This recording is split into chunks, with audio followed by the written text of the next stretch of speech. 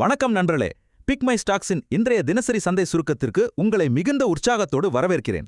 இன்னைக்கு மார்க்கெட்ல என்ன ஆச்சு, எந்தெந்த விஷயங்கள் மார்க்கெட்டை ஆட்டி படைச்சதுன்னு ரொம்ப சுருக்கமாவும் அதே சமயம் தெளிவாகவும் நாம இப்ப பார்க்க போறோம். வாங்க உள்ளே போலாம். நேரடியா விஷயத்துக்கு வருவோம். இன்னைக்கு ஒவ்வொரு ரீட்டைல் இன்வெஸ்டர் மனசுலயும் ஓடிக்கிட்டு இருக்கிற ஒரு மிகப்பெரிய கேள்வி இதுதான். நம்ம நிஃப்டி ஏன் இன்னைக்கு அதோட 24,000 அப்படிங்கிற அந்த முக்கியமான மகுடத்தை இழந்தது?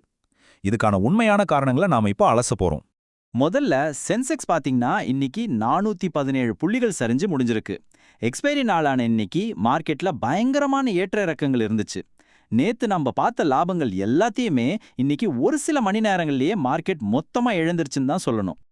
அதே மாதிரி நிஃப்டியை எடுத்துக்கிட்டோம்னா 97 புள்ளிகள் சரிஞ்சு 23,995.70ல முடிஞ்சிருக்கு. அந்த 24,000 அப்படிங்கிற ரொம்ப முக்கியமான ஒரு சைக்கலாஜிக்கல் சப்போர்ட் லெவலுக்கு கீழே மார்க்கெட் போனது இன்வெஸ்டர்ஸ் மத்தியில கொஞ்சம் கலக்கத்தை ஏற்படுத்தியிருக்கு. இந்த சரிவுக்கு பின்னாடி இருக்கிற மேக்ரோ காரணிகள் என்ன, அதாவது மார்க்கெட்டை கீழே இழுத்தது எதுன்னு பார்க்கலாம். முக்கியமா 3 விஷயங்கள் இன்னைக்கு மார்க்கெட்டை ரொம்பவே பயமுறுத்தியிருக்கு. 1, $111 தாண்டிய பிரெண்ட் கச்சா எண்ணெய் விலை. 2, ரிசர்வ் பேங்கோட அந்த புதிய ECL விதிமுறைகள். 3வது, தொடர்ந்து வெளியேறும் வெளிநாட்டு முதலீடுகள். அப்புறம் 94.54க்கு சரிந்த நம்ம ரூபாயின் மதிப்பு. இதை ஒவ்வொன்னா இப்ப கொஞ்சம் டீப்பா பார்ப்போம்.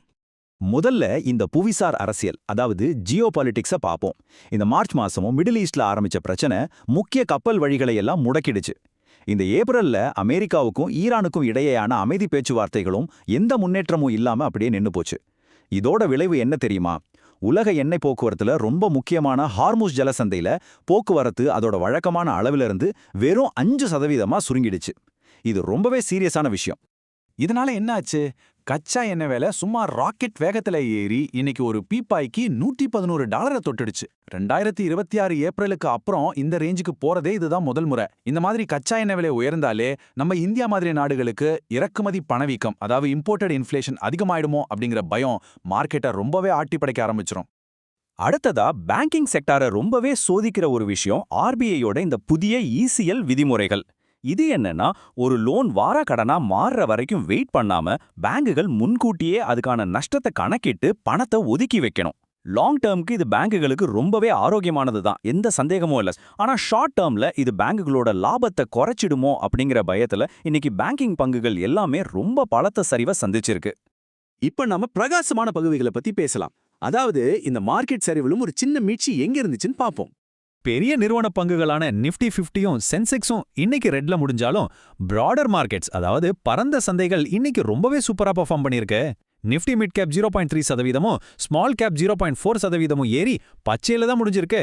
இதுல இருந்து என்ன தெரியுதுன்னா, இன்வெஸ்டர்ஸ் இன்னும் இந்த சின்ன மற்றும் நடுத்தர பங்குகள் மேல ரொம்பவே நம்பிக்கை வச்சிருக்காங்க. செக்டார் வைஸா பார்த்தோம்னா அரசுத்துறை வங்கிகள், அதாவது PSU பேங்க்ஸ் 2.15% சரிஞ்சு மார்க்கெட்டை ரொம்பவே கீழே இழுத்துருச்சு. ஆனா மறுபக்கத்துல கச்சா எண்ணெய் மற்றும் எரிவாயு துறை 1.5%, மெட்டல் செக்டார் 0.5% ஏறி மார்க்கெட்டுக்கு ஒரு பெரிய சப்போர்ட்டா அமைஞ்சிருக்கு. பணப்புழக்கம் எப்படி ஒரு செக்டார்ல இருந்து இன்னொரு செக்டாருக்கு மாறுதுன்னு இதுல இருந்தே நாம தெளிவா புரிஞ்சுக்கலாம். ஒட்டுமொத்த மார்க்கெட்டுக்கு கச்சா எண்ணெய் விலை உயர்வு ஒரு கெட்ட செய்தியா இருந்தாலும் ONGC, கோல் இண்டியா மாதிரி கம்பெனிகளுக்கு அது ஒரு பெரிய ஜாக்பாட். ஏன்னா கச்சா எண்ணெய் கமாடிட்டி விலைகள் எல்லாம் ஏறும்போது அதை உற்பத்தி பண்ற இந்த நிறுவனங்களோட லாபமும் இயல்பாவே அதிகரிக்கும். அதனால தான் இன்னைக்கு ONGC 5.4%, கோல் இண்டியா 3.1% அதிரடியா உயர்ந்திருக்கு. அடுத்துதான் நாம பார்க்க போறது Q4 காலாண்டு முடிவுகள். இதுல யார் வெற்றியாளர்கள், யார் தோல்வியுற்றவர்கள், அப்புறம் என்னென்ன ஆச்சரியங்கள் காத்துட்டு இருக்குன்னு பார்க்கலாம். இன்னைக்கு ரிசல்ட்ஸ்ல முக்கியமா ஜொமாட்டோவோட தாய் நிறுவனமான எட்டர்னல், பந்தன் பேங்க், அப்புறம் மாருதி சுசுகியோட முடிவுகள் வந்திருக்கு. இதுல லாபம் அதிகமா வந்த கம்பெனிகளோட பங்குகள் கூட இன்னைக்கு மார்க்கெட்ல இருந்த ஒட்டுமொத்த நெகட்டிவ் சென்டிமெண்ட்னால கொஞ்சம் இறங்கியே முடிஞ்சிருக்கு. இதை நம்ம கண்டிப்பா கவனிச்சாகணும். ஆனா இன்னைக்கு வந்த கார்ப்பரேட் முடிவுகள்ல தனியா கெத்தா நின்னது எட்டர்னல் கம்பெனி தாங்க. அவங்களோட நிகர லாபம் 346% உயர்ந்து $174 கோடி எட்டியிருக்கு.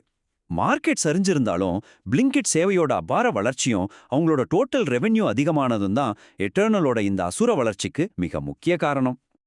அதே நேரத்துல ஆட்டோமொபைல் ஜாம்பவான் மாருதி சுசுகியோட முடிவுகள் இன்வெஸ்டர்ஸை கொஞ்சம் ஏமாத்திடுச்சுன்னு தான் சொல்லணும். லாபம் 7% குறைஞ்சு 3,591 கோடியா வந்திருக்கு. ஒரு பங்குக்கு 140 ரூபாய் அப்படின்னு ஒரு பிரம்மாண்டமான டிவிடெண்ட் அவங்க அறிவிச்சிருந்தாலும் லாபம் குறைஞ்சதால அவங்களோட பங்கு விலை 2.5% சரிஞ்சு ஒட்டுமொத்த ஆட்டோ செக்டரே கீழே எடுத்துருச்சு. இந்த ஒட்டுமொத்த மார்க்கெட் நிலவரத்தை பத்தி ஜியோஜித் இன்வெஸ்ட்மெண்ட்ஸ் நிறுவனத்தோட ஆராய்ச்சி தலைவர் வினோத் நாயர் ரொம்ப தெளிவா ஒரு விஷயம் சொல்றாரு. புவிசார் அரசியல் அழுத்தங்கள் அப்புறம் ரிசர்வ் பேங்கோட இந்த புதிய ECL விதிமுறைகள் காரணமா தான் இன்னைக்கு மார்க்கெட் சரிஞ்சிருக்கு. குறிப்பா பேங்கிங் பங்குகள் தான் அதிக பாதிப்பை சந்திச்சிருக்கு அப்படின்னு அவர் சொல்லியிருக்காரு. இது 100க்கு 100 உண்மை. இப்போ உங்களுக்கான ஒரு முக்கியமான கேள்வி. நிஃப்டி 24,000க்கு கீழே வந்துருச்சு, கச்சா எண்ணெயோ $111 நிக்குது.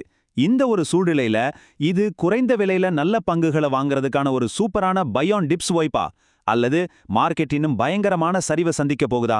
நீங்க என்ன நினைக்கிறீங்க? உங்களோட கருத்துக்களை கீழே கமெண்ட் செக்ஷன்ல கண்டிப்பா பதிவு பண்ணுங்க, நாம விவாதிப்போம். இறுதியா ஒரு கட்டாய அறிவிப்பு. பிக்மை ஸ்டாக்ஸ் ஒரு செபி பதிவு பெற்ற நிதி ஆலோசகர் கிடையாது. இந்த நிகழ்ச்சியில நாங்க பகிர்ந்துகிட்ட தகவல்கள் எல்லாமே உங்களோட கல்வி மற்றும் தகவல் நோக்கங்களுக்காக மட்டுமே. நீங்க எந்த ஒரு முதலீடு செய்யறதுக்கு முன்னாடியும் உங்களோட பதிவு பெற்ற நிதி ஆலோசகரை கட்டாயம் கலந்தாலோசிங்க. இன்னைக்கு இந்த தினசரி சந்தை சுருக்கத்தை பார்த்ததுக்கு ரொம்ப நன்றி. தொடர்ந்து இணைந்திருங்கள். மீண்டும் நாளைக்கு உங்களை சந்திக்கிறேன்.